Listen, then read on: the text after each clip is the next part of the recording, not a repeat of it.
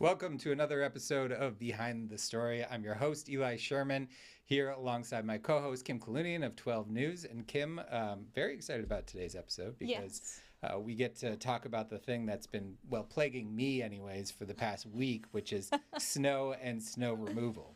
I think so many people have snow brain. I think we're all a little exhausted by having to deal with it, the fact that it's not going anywhere, that it's blocking our roads still and our sidewalks, and I guess it is just a fact of life with where we live, but we can still complain a little bit. I'll tell anyone who will listen, because I'm from Vermont originally, so I do love snow. But there's something different about living in the middle of the woods with snow versus living in a city where it instantly makes your life so much more hard. It's so true. Than when you're out and you can go sledding or skiing. Or all the good stuff. Yeah. And to do that, we are going to be talking with the one and only, our guest, Bill Haberman of WPRO. Bill, welcome to the show. Yeah, thanks, Eli. Thanks, Kim. It's good to see you guys. Great to see you, my old friend. Yeah. You two worked together. WPRO years ago. That's right. So proud. So proud. Oh, you taught me everything I know. Not really. No, you turned the microphone and she was on. She was into Amazing. it. So Absolutely amazing. we wanted to talk to you because you have covered serious snowstorms over the years in Rhode Island. And I'm just curious, like from your perspective, from what you've experienced and also from what you've been hearing from callers, how this one stacks up. Much like you're saying, it's been an issue of where to put the snow. It's been the biggest problem. And the snow didn't melt this time. It seems like there's been less snow over the last couple of years. And when we do have snow, the temperature gets above freezing and we're able to move it. I mean, but we've had storms like this. As I arrived here in the mid-90s and, we've had big ones where the city struggled. I remember living on the east side and it took a while. And I think it's just the nature of the beast. It's hard to get to every side street in a city setting. And it's very frustrating. I was just, we're taping this on Wednesday. I was driving home and there was a breakdown on the bridge. So I, went through went on North Main Street to get around it. And it's still like one lane of traffic on those side streets by Miriam Hospital. Mm-hmm. And what is it now? It's more than a week and a half since the snow. So, you definitely can understand the frustration. It's happened before. I don't think that we've seen, and probably Tony would know this, geez, such a big snow and then such a prolonged period of below freezing where it didn't melt. And, but I mean, I live in the East Bay. I don't live in the city. It's been an issue there. You saw, Newport had to put the parking ban back in. So that I don't recall like reverse parking bans like that having, where it's been an issue. They had, I would get my car towed. I mean, it's tough to get that. When the snow's coming down, everybody knows the ban's in place. When they reimpose it. I remember I was with you at WPRO for big blizzards in 2013 and 2015.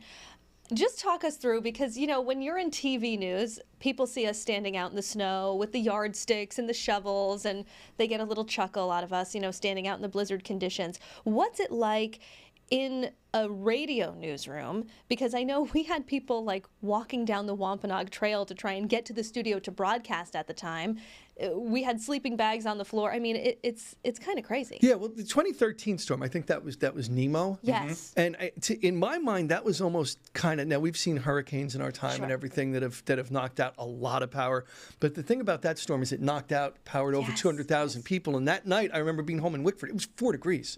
I mean, so not only could you not move, but you were freezing as well. And so for my money, that was the worst. And if you recall, in that, our backup systems were great at the radio station because we had no power in Riverside, but the heat was not part of it. And if you remember, our old friend Craig Schwab, who I believe is in Chicago these days, I think. I didn't know that. We were all wearing, the hats and everything. It was cold in there. Didn't we lose a goldfish? I think we did. And I'm sorry to say that, not to get anybody upset, but I have a picture of myself with like the winter hat on and a blanket around myself because there was no heat in the building. Thank goodness we were still able to stay on air because of those backups. It was great, but the heat didn't work. Yeah, we were with everybody else. We were shivering. Yeah, like I said, and that poor goldfish, it gave its all. And now I heard from reliable source, Kim, this is a question for you, that you once slept on the WPRO floor during a snowstorm. Is there any truth to that? Twice. Wow. I mean, I think my first 2 weeks there was the 2013 blizzard, Nemo. So that was quite the baptism by snow, I guess we could say. And then in 2015, I brought an air mattress. Yes. So that was a little more posh. Best bowl of Cheerios of my life. I don't know why. Like, we had free food in the break room the next Right. morning, and it went down really well. I wonder, Bill, I like, when I was growing up, we used to listen to the radio when there were snowstorms because you'd be listening to see if your school was canceled. Great way to find out.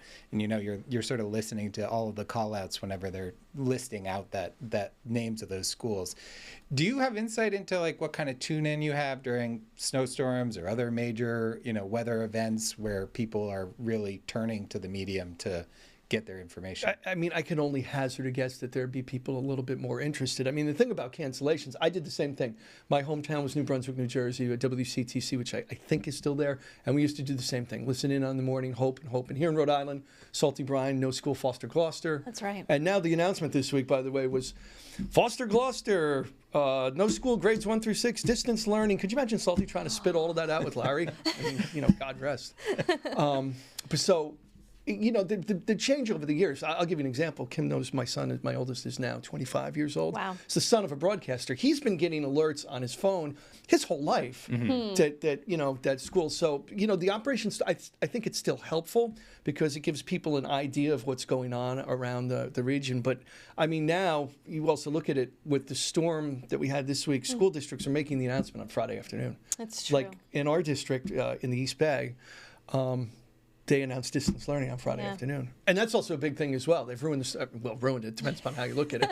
You remember the freedom of a snow day? It was unexpected. You go to bed and you have that little feeling, maybe we're going to get up.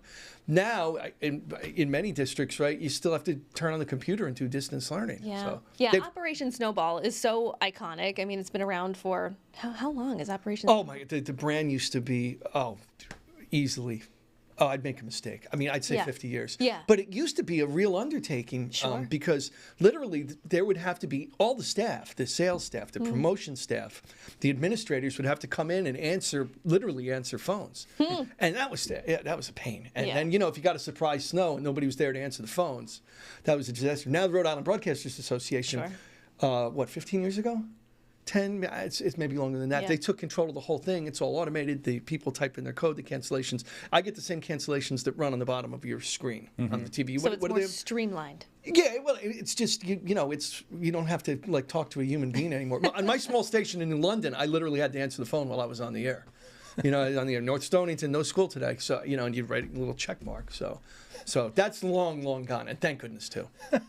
Because the problem was if it was a big storm, everybody's expecting it. It's like when you drive and there's a small storm and you get 37 accidents because there's just like a half inch of snow. Yeah. Right. When you get a delayed opening, you still had to have all those administrators answering the phone to talk to Cranston, Warwick, Exeter, West Greenwich, on and on and on, just as much as if there was 12 inches of snow. So, But one of the things I like about talk radio in particular, is that when you're frustrated about something like snow removal, you can almost guarantee you can turn on the radio and hear directly from your neighbors and other people who are going through it who will call in, and you can almost gauge the temperature of the public by the people who are coming in and the tone in which they're expressing their frustration. Well, I've seen one of the bigger frustrations, not just snow, but associated with those winter storms, the power outage especially, that can gain because, as those outages get longer and longer and the electric company is working it down slower and slower, and you'll find somebody in green who's had no power for 6 days, right? And I mean,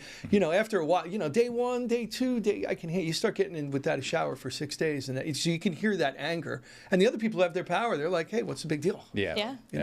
All right, well, we have to take a quick break, but when we come back, we'll talk about how radio has changed. Stick with us.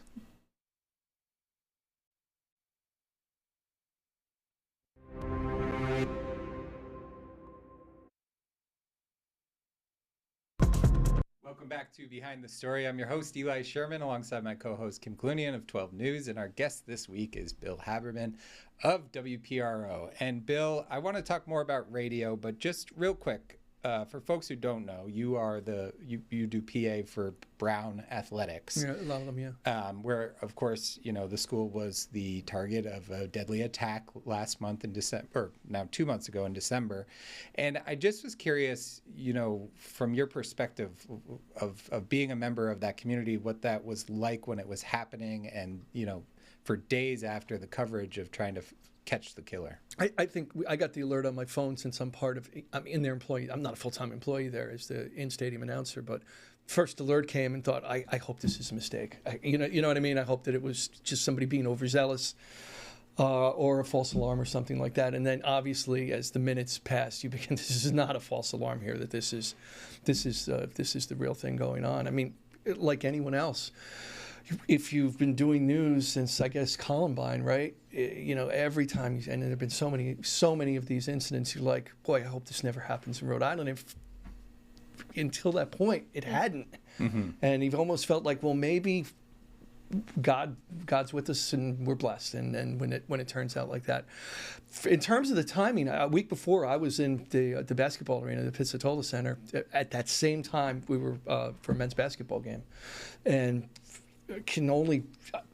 we would have been on lockdown for hours and hours. I can't imagine they would have said, go to your cars and leave the scene. Yeah. I mean, nobody moved. Kim, I saw you coverage that night on Thayer Street. I mean, I can't imagine what it must have been like for those kids stuck in their buildings for hours and hours and hours. Yeah, just a horrifying event that, like you said, it just, you don't know what it's like until it happens. Well, you see, how many times in your life have you seen, people say in any of these scenes, I can't imagine it happening here. And then you're saying the same thing. Mm-hmm. And it's like coming out of your mouth. I'm saying the same thing that they've said. And, it's terrible. It's two lives cut short like that. And, things will never be the same. Yeah. Yeah. All right, I want to switch gears and talk radio, no pun intended. But before I give it over to you, Kim, I actually have something to show you guys, which we mentioned that Kim was at WPRO. Why does this keep happening, Eli? and she was wonderful. A great shot of her. I don't know if you guys can see it on the screen. You never change. Look at you. 2015 you do not. At the deck. This is, this. I love this photo. Good thing I have a good source. Which board is that? Was that if I need them. Or the booth? I know you have. It's smaller. It's much smaller now. Yeah. Well, and this is what I wanted to ask you about, Sure. Bill, because folks looking at that picture, you can see that I was sitting in front of a board with a microphone in front of me. We have to do, when you work in radio, you have to do everything yourself. Yes. So talk me through your day, because you are like on air starting at 5 a.m. all by yourself, doing an hour of news, then you're anchoring every half hour throughout the rest of the morning. Talk me through all of the responsibilities under your umbrella. I think the bigger, first there, I get there a couple of hours early. Okay. So you're there at 3 a.m. Yeah, but the big difference is that as you can see with this, all I have to do is pull my hair out. I don't know how you guys can do it. I mean, I can show, I get getting ready in 20 minutes Sure. and boom, I'm at the radio station. So the hardest thing is just, there's so many streams of information to kind of know where to go to find the stories that you think will be interesting to people when they wake up, because there's a real need, I feel, when people wake up to hear what's new, not what happened yesterday, what happened in the night. And so wonderful TV partners like you, Channel 12, of course, other TV partners that you know of, the Associated Press is there. And you just get it. It's almost like a mathematical formula. You know where you're looking for news that, at least that I can view in my mind, that would be interested to people listening early in the morning. So I go through that. It takes 2 hours to put everything together. And what that do, I'm on the air for 1 full hour from 5 till 6 o'clock. And that essentially builds the morning. So I'm ready to go for another, just my newscasts are smaller at the top of the hour. So and you're alone in the booth. So like you're punching up all your sound. You're script that you've written, you're hitting the button to play the sound that you've gathered, and of course you're talking to us listeners. I mean, it's a lot that you're doing. You need like to be an octopus to do all of it with 8 arms. Yeah, like I said, it's almost like just keeping your feet moving. I think that you did a little bit as well. Also this is why I think we're a bad conversationalist, and it's not good for a relationship. There's a fear of dead air. Yeah. Okay, so there's nothing like the fear that 5 a.m. is going to come and like nothing is going to be there and it's not going to go on. Almost every morning it's like, oh no, it's 4:53. Will I well, part of the responsibility is I record some news for the FMs. I record some stuff for our sports. So all of that's got to get done, and it's like, okay, it's 4:55, and I still haven't done my report for 790 The Score. So maybe it's a fear. Yeah. It's very bad for human beings, because if you're trying to have a conversation, you keep interrupting people, and they think you're not listening. But it's just that fear of 5 a.m. That's a motivator. Well, Bill, I want to ask you about that, because obviously you wear so many hats over there. And I wonder from your perspective, every medium is contracting and changing and trying to find its place in the overall media landscape. Just this morning, the Washington Post announced that they're laying off 300 of their 800 journalists, which is just astounding for a institution like the Washington Post. And you've been in the business for a long time. Where do you see radio fitting in right now, and where do you see it fitting in the future? Well, I think in Rhode Island there's an affinity for what we're doing. WPRO is very, very unique in terms of radio stations, news talk radio stations, in that we're local from 5 a.m. until 8 o'clock at night. And that just doesn't happen in any other places. Most places have syndicated shows that go on. In fact, when I started, we did. Rush Limbaugh was originally on EIB was on WPRO back in the day. It's very unusual to have that. And I think Rhode Island still values that. I think radio is still important for Rhode Islanders, and that's why it works. The bottom line, it works for Cumulus to keep that. It's there for a reason. I mean, it wouldn't be there if it didn't work here in Rhode Island, at least for now. Thank goodness. What do you think it is about Rhode Island that makes it uniquely, a good place, good fodder for talk radio? Kim, it's so funny, and I think we talked about this before. When I lived in New London, I used to drive through to go see friends in Boston, and I used to listen to WPRO, and I just all they talk about is Rhode Island, and since I was from Connecticut, I was from New London. It just none of it. I think it's relentlessly Rhode Island. It's steeped in Rhode Island. It's the world. It's the world through like the Rhode Island lens. I've had relatives in New Jersey, my home state is New Jersey, I mentioned, that have called me to say, it sounds like English. It sounds like English, but it's not really. Like what you're saying, and that's true. That's my sister-in-law said that. It doesn't. It's English, and I understand it, but there's so many things that you're throwing in. Sure. Like Italianized things that we throw in all the day. Saying ciao and stuff. It just doesn't. I think it works in Rhode Island. I just think it's relentlessly Rhode Island. So if you're not from here, you probably go, what are they doing? So that's my thought as to why it just works. Yeah. Well, that's a good note to leave it on, and that's all the time we have with you this week. But for people watching, make sure you tune in every morning to listen to Bill on WPRO. He is terrific. Bill, thank you so much. Thanks for having me. It was great. All right. When we come back, the stories we wish we wrote. Stick with us.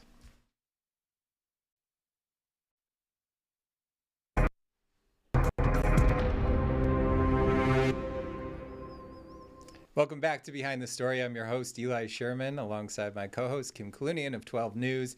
Kim, we are entering the final segment of our show, The Stories We Wish We Wrote. We're going to talk about other great stories that are happening around the region. Yours, when you sent it to me originally for me to take a read of it ahead of this show, I was kind of like, oh boy.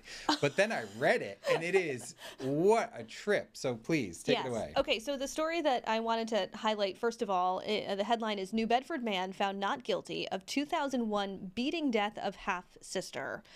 This is by Frank Mulligan and Dan Medeiros at the New Bedford Standard Times. And they did a great comprehensive write-up of this story. For some background here, back in 2021, I want to say, my photojournalist partner, Corey Welch, and I broke the story locally about this suspect being finally brought forth in this 2001 cold case homicide. And it was very chilling because the Bristol County District Attorney had taken a closer look at a conch shell that was used in this fatal beating and found DNA inside the conch shell, and they said that's the suspect's DNA because he used it as a murder weapon. That suspect was identified as the victim's half-brother. The victim in this case, Rose Marie Moniz, had a son, and her son had been sort of implicated at the time, and as you can imagine, that was just horrific for him and his family. But the new twist in this case is that it just went to trial in January. After 3 weeks, the jury acquitted the suspect, David Reed. So it's been enormously difficult for Rose Marie's family, and just quite the twists and turns, and a gruesome story here as well. Yeah, and there was, like you say, so gruesome, and the jury coming back, even though there was the DNA in the conch shell that was used to bludgeon the victim, the defense, successfully argued that there was no timing element to that DNA being in there. And he was, as you mentioned, her half-brother. So they said it could have been from that night. It could have been from 10 days. It could have been from 3 years before that. Bingo. And that, and we should note that the jury, it's not like they came back and had a decision right away. No, it was tough. Twice they came back to the judge saying, we're going to be a hung jury. We have no decision here. The judge kept on sending them back to try and figure it out. And eventually, after an 8-day trial, they came back with the not guilty verdict. But he was also implicated in the 2003 assault and beating of a woman in an alleyway or something. Yes, and so I believe he's still being held. He was found guilty, I believe, of that. So he's being held on that charge as well. And I mean, it was just such a strange story. He was the pallbearer at her funeral because he's her half-brother. So, yeah, just a very strange story with a strange ending. Yeah. What a saga. Yes. Okay, switching gears a little bit. It is Super Bowl weekend. Yes.